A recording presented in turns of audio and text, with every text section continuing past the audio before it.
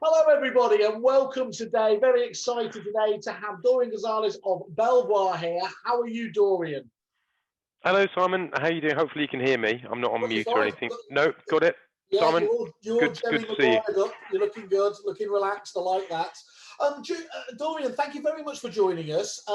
This is part of our series, kind of getting to know you for some of the key industry influencers within the industry. And I'm obviously in your role as CEO of Belvoir, obviously, there's an incredible amount of influence and sway that you have. And I'm really keen to get to kind of what drives you as an individual and sort of what's happened over the course of the career, and obviously throwing a few sort of curveballs in terms as well about the industry itself.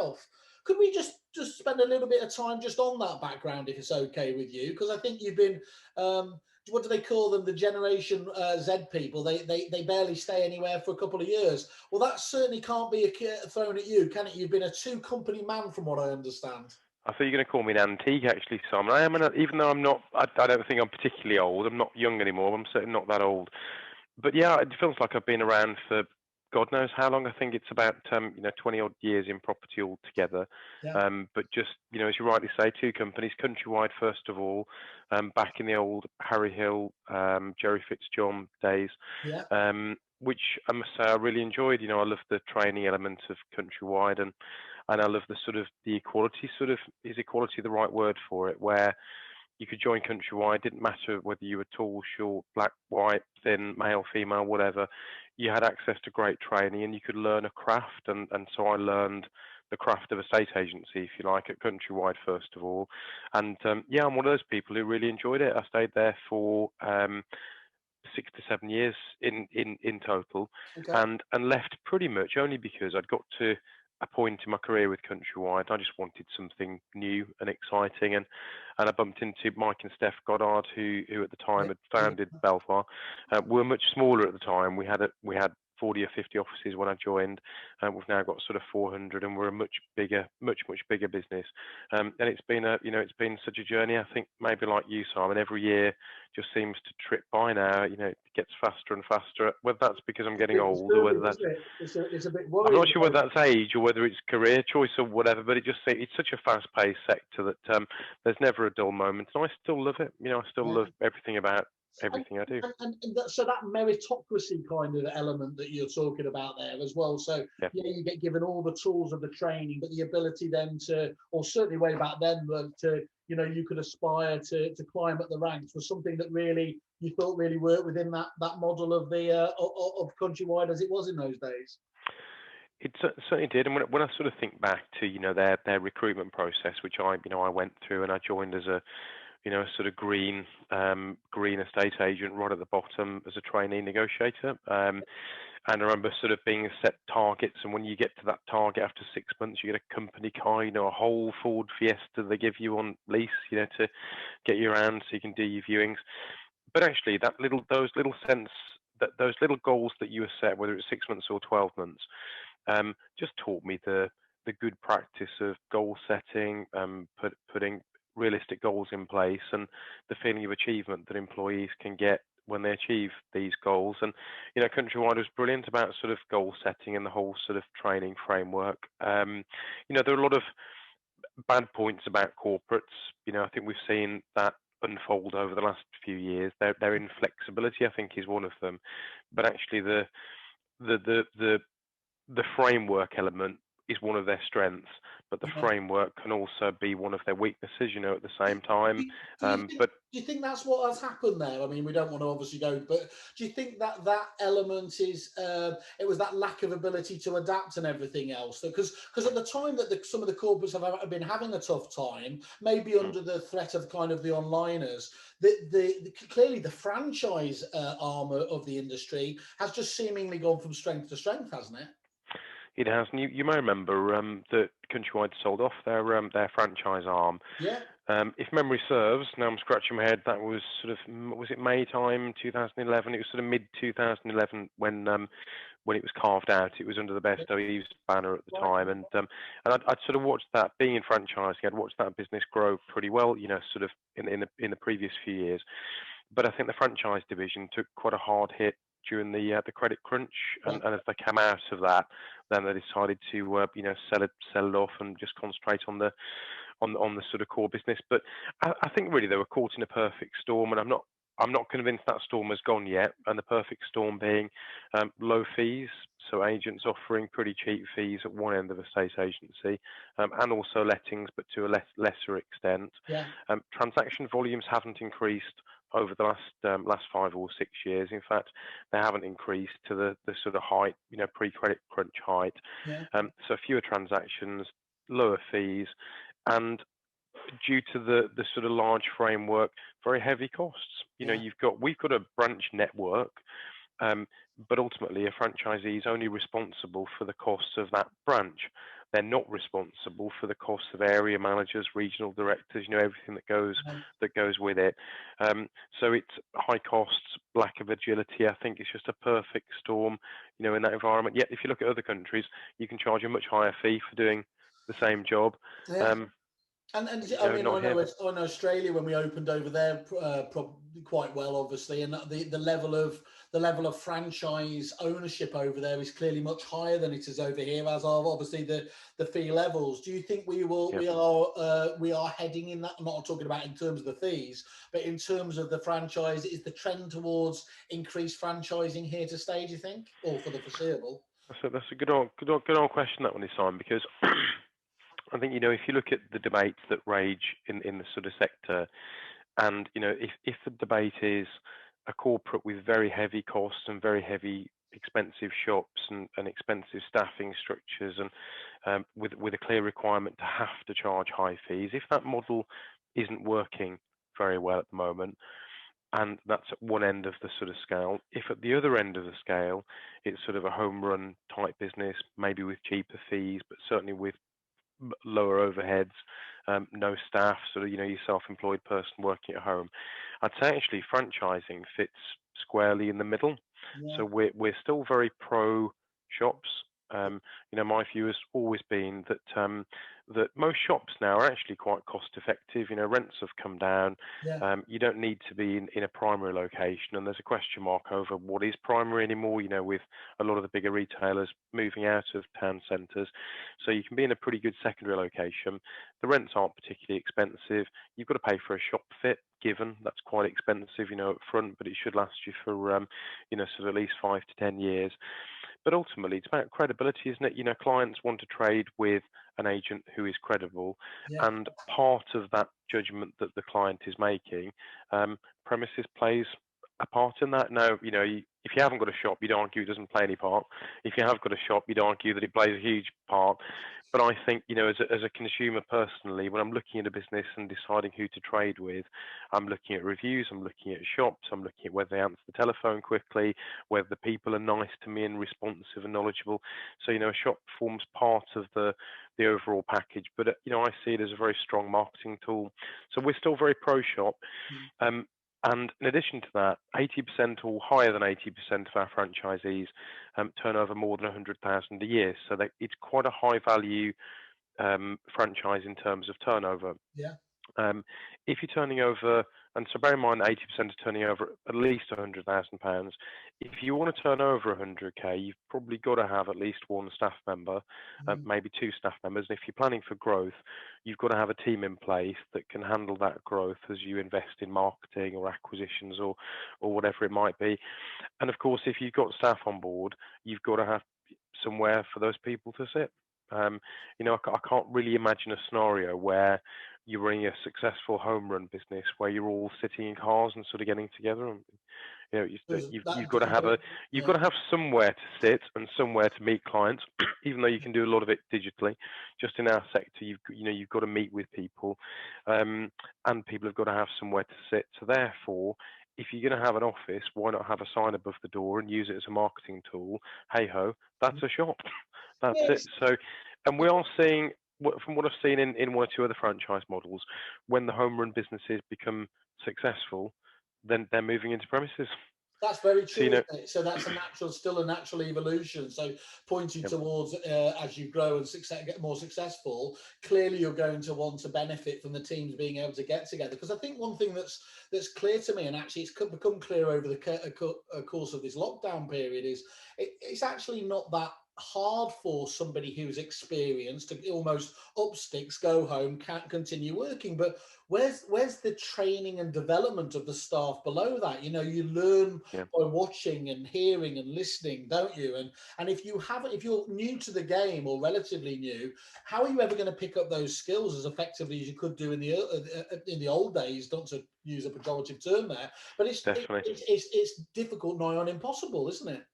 It is definitely so. That was my point about sort of franchising sits in between the sort of Yeah, the corporate model, if you like, and the sort of one-man band working from home. And actually, then that's one part of it. And then your question about sort of Australia and franchising being more popular. I mean, I remember sort of 15 years ago, Simon, where people just didn't understand franchising, yeah, and this wasn't just with our brand; it was with all of the franchise brands. I actually think it was frowned upon. I think in the sector, I think franchising was always classed as, well, it's not a corporate yeah, and it's not an independent. yeah. So What what is? is it? um, and I think people struggle to understand where we fitted in and where our future was sort of going. But that's changed absolutely since I think we listed on AIM and other companies have listed on AIM too. And I just think as franchising has become much more successful in the sector. I mean, if you look at a lot of the successful estate agency and lettings groups now, they are franchise groups, and every single year they're getting stronger. They're not cutting swathes of offices and closing down, because that's not how the model is built. The model isn't built around carrying corporate costs. Yeah, So, as I said earlier, the franchisee carries their own costs and benefits from the profit from that unit. The profit yeah, doesn't feed up to the franchisor. Franchise models are built around royalties, a percentage of sort of turnover.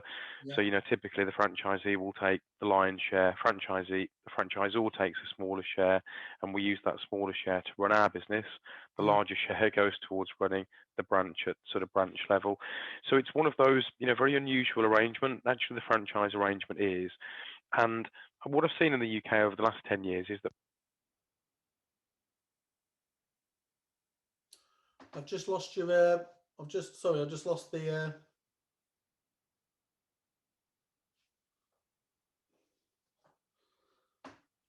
No worries.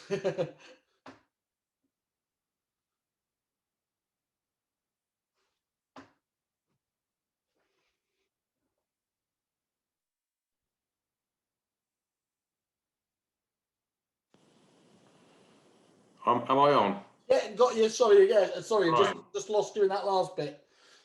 That's all right. That was my fault. That was my battery going on my Not a headset. problem. Not a problem at That was all. after But after after a long day. yes, So we no got worries to. at all. So I think It's all right. so. What I was just going to say, where we were up to in terms of you were talking about. What I was going to just ask you there, Dorian, is you must take tremendous pride though, actually, in that, yeah, I remember going back that franchising, not just in this sector but in general, was viewed a bit quizzically. So do you take some comfort that actually you have been responsible as well as yourselves for making this now a perfectly acceptable and positive thing? You know what? Yes, absolutely. It's not it's not down to me as an individual necessarily, Simon. There are some brilliant people in franchising, in property franchising, in all of the franchise companies, and then of course you've got franchisees who they do the real work. It's all that they deal with the clients at sort of ground level, and I just think there are fabulous people in franchising in general, and the reason for that. I think comes down to skin in the game. Yeah, So anybody involved in franchising, you run your own business, you've got 100% skin in the game. yeah, It's mega important to you. If absolutely. somebody works for you and they have no skin in the game, it's obviously less important to them. But with the franchisee and franchisor relationship, we've all got skin in the game, and the success of the business, the reputation of franchising in the future is just really important for us. And I think and as it's so important, everybody wants to fight for the success of the business. So I'm not saying that everybody is thinking the same way and everyone wants to go in the same direction, because that's just, when you get 100 humans in a room, you've probably got 100 different directions. But if you're lucky, you'll get the majority going in sort of one direction. But the important thing is the structure reinforces, doesn't it, that direction, that trend towards it. If you're taking time off or not putting in enough effort, well, you're only fooling yourself, aren't you? Ultimately, at the end of the day, within a franchise operation. Definitely, and I think what we shouldn't forget is that people buy a franchise for lots of different reasons, and when I see the industry sort of debates raging about what's better, is it corporate, is it franchise, is it sort of self-employed, I think what we should remember is that people run a business for different reasons. So some people are raging capitalists and they're just running it to make as much money as they can, within the shortest time period possible. That's fine. Yeah. And then on the other side, you've got people who want to buy a business because they want to spend more time with their partner. Therefore, their partner comes into the business with them. I'm not sure that's a good thing in every sort of scenario, but their sort of partners working their life. But to have that flexibility is the key, isn't it? But they've absolutely, they've got the option. And then other people I talk to just want to get away from a succession of bad bosses. We're not the boss of a franchisee. They are their own boss. We just provide system, brand, framework, and a sort of collective way of working, community, if you like, that helps the franchisee to win business, because they've got the credibility of the brand, and also the financial backing and the operational backing of a franchisor. When acquisitions are a good example. So, consolidation is happening in the sector and has been happening for the last few years. And I must admit, it's happening far slower than I think it probably should be happening. Well, even in the light of all the ones going on recently, you think that's going to, so you don't see this slowing again now? If anything, you can see it just continuing at the same pace. I actually think it will increase in pace, but I'm not sort of sold on the fact that the corporates or the franchise models will be the go-to model of choice. I think it's a big old sector. I think that there's room in this industry for all of these different models, and clearly some at different points in time will outperform the others.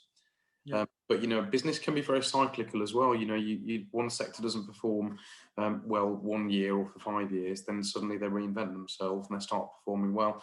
Such is the circle of business. But to me, franchising is a brilliant model, whether it's a McDonald's franchise or whether it's a Domino's or whether it's a Belvoir franchise or a Northwood or a Newton Fallowell. The concept of franchising is a brilliant one, and you can tell I'm massively passionate about franchising because I think it works. It's always come across, Dorian, and so you that kind of what it meant to you. Talk about how your views changed over. So you moved into Belvoir, and you became the sales director quite quickly, didn't you? And then you took over the MD CEO role. When was that? About what time? I have to scratch my head now. So it was 2005 when I joined, 2006 sales director. Yep. We had a great run up until sort of credit crunch, which hit all of us at the time. And we really grew the business during that period. And then during the credit crunch, we prepared the business to list on AIM. Yep. So the reason for listing on AIM wasn't just about making pots of cash. Bear in mind, I wasn't the founder, so I didn't have I didn't own a part of the business at that point. Yep. But listing on AIM was partially about helping the Goddards to exit, which they have over a long period of time. Yeah. As every founder wants to exit a business, it was just one route of doing that, one way to do that. But it's also about future growth. If you're on AIM, you can go to the market and raise money to do stuff, which we have a number of times. And also it's about credibility. If you're a PLC, you've got to declare everything, Simon, the colour of your socks, what hat you wear. You used to have to declare everything to everybody, and you have to be audited, etc.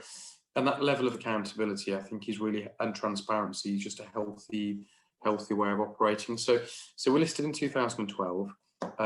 We went back to the market and raised about £5 million to help franchisees grow, which we did in the early days, and that worked well for us.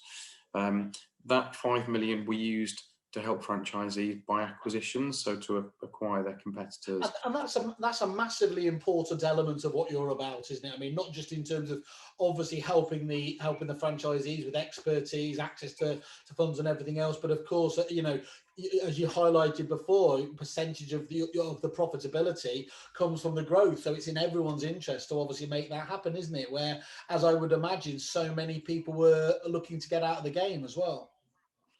No, it is, especially on the lettings side.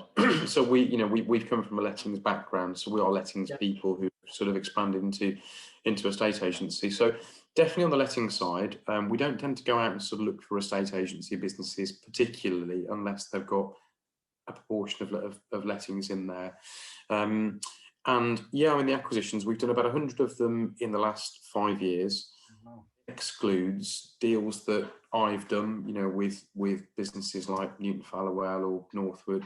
So that's franchisee acquisitions, and that excludes the resale of franchisees. So when someone decides to sell the franchise, they can put it on the market, sell it, and a new franchisee comes on board.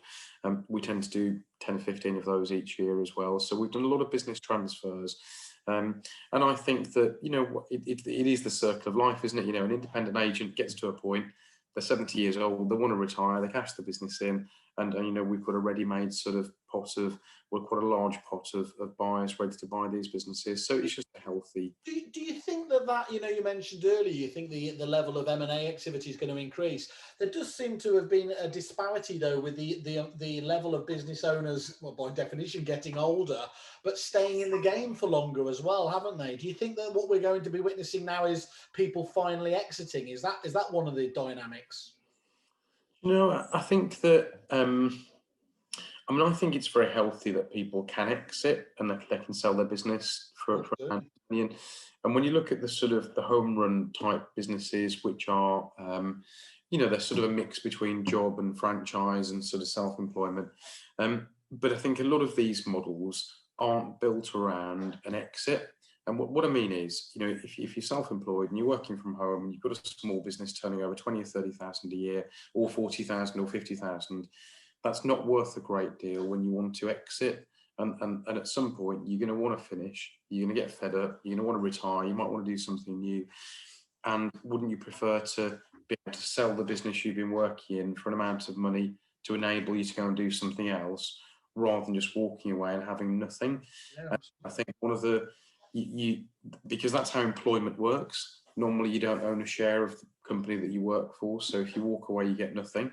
That's right. It's a home run business and it's really small. It's probably worth nothing. So the sort of the middle area where you've got privately owned firms, either franchise or non-franchise, these businesses are worth something. And in some cases, they're worth millions and millions of pounds. Mm-hmm. So our model is geared around an exit as well, Simon, if that makes sense. So when people join us, they spend years working in their franchise.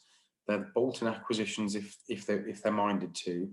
But then when they want to exit, they can then sell that business for a much higher value compared with when they join that business. And that actually is one of the key areas that business people just tend not to think about. You know, we all think about doing well, earning a few quid this year and next year, but you tend not to think about what's going to happen in 5 or 10 years. And that's fascinating, isn't it? Because talking to people like Adam Walker, though, you know, the business transfer specialist, he will talk very in, you know, quite detailed fashion about just how much work needs to go into really, you know, getting your business ready for exit, because otherwise you aren't going to really get the multiplier you want if it's a bit slapdash. So, you know, I think that is quite an important element there, isn't it? The understanding, look, the end game, as you said, is, you know, why not have that in sight? It doesn't mean to say that there's anything negative about that, is it? Quite the contrary. It's a lot of the time it's actually about making sure that the business could operate without you, which isn't a bad thing to have anyway in any business, is it?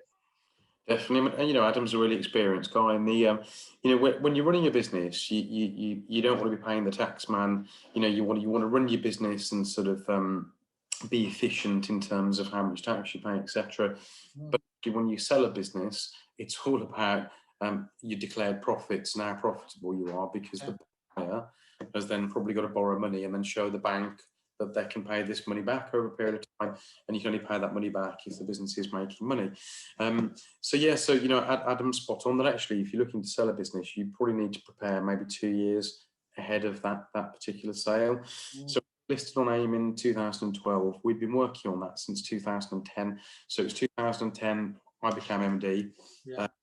Stayed MD until 2014, stood down for a brief period, and then became MD or CEO again in 2017. Yeah, MD and CEO to me are the same thing. I have this debate with people. Thank God you say that. I've never understood the difference, to be honest. I mean, famously, my degree of detail and depth is legendary low, but I've never really got it. It just seems to be the flip of a coin how somebody defines themselves as one or the other.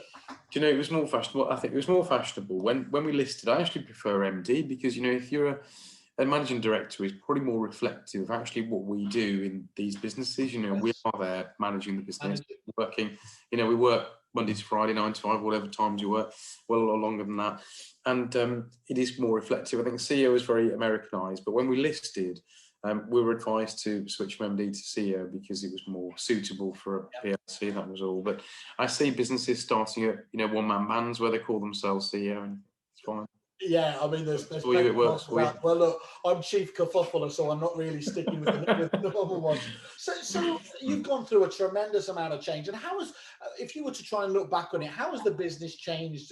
You know, under your stewardship, what would you, as you said, actually, when you joined it, did you say it was about 50 offices? I mean, what are you now? You're about if I remember right from the research, you're about 390 offices, is it? Is that right? It is there or thereabouts. About 400 offices, and that includes sort of mortgages. I mean, I think that apart from the size, so we are, I don't know, 10 times bigger, let's say. Yeah. So, but size apart, I actually think the biggest change was moving out of our pigeonhole of being a letting specialist. And, you know, you've been around for however many years, you may remember that our strapline used to be Belvoir, the letting specialist. Yes, absolutely, yeah. And that's quite that's hard then, isn't it, to say, so a bit like Moneypenny used to do, we answer calls and that's all we do, and then they launch a chat service and you have to pivot, don't you? So sometimes you can get a little bit caught out by what you start with, but that's how we often do. Because I think it's totally logical though, isn't it, Dorian? Quite often you start off in a niche and specialise in a niche, and then as you have the capability to grow, then you do so as you see fit. You know, definitely, and so the pigeonhole can be very useful. So the pigeonhole of the letting specialist was very useful to achieve growth to a certain point, but then it's dangerous because if the market changes around you and you're in a pigeonhole and you can't move, then you know that may have a detrimental impact on how you grow in the future. And so we, you know, not long after we listed in 2012, I remember talking to the board, the people I was working with, including Mike Goddard, who was still on the board at that time, and we sort of debated whether to get involved in a state agency. And I'm very glad we did, for lots of reasons. It enables us to give a full service to our clients. You know, landlords who want to join at the beginning and buy a buy-to-let property, they can, and then we manage their property, and then we can help them exit at the end, so we can look after all parts of it. And now we can help them raise funds for further purchases or remortgages by means of Mortgage Advice Bureau. So we've kind of got that full circle approach, and that really was our intention back in 2012. So yeah, if anything, if you said what's the biggest change, it's probably all of us, including the franchisees, being brave enough to climb out of our pigeonhole, drop the specialist. Some franchisees still use the letting specialist if they're not involved in a state agency, but the vast majority don't. You know, we're no longer viewed as just a letting specialist. And that's nice because, of course, you haven't got a glass ceiling as well on that element of the business, have you? Dorian, I want to just say thank you once more again for spending so much time with us. It's been fascinating. Wish you all the very best, and obviously look forward to catching up with you in the future. Simon, cheers. Good luck with Kerfuffle as well. So it's great what you're doing. So you take care. Thank you very much. Cheers, Dorian. Bye. Cheers. Bye. Bye.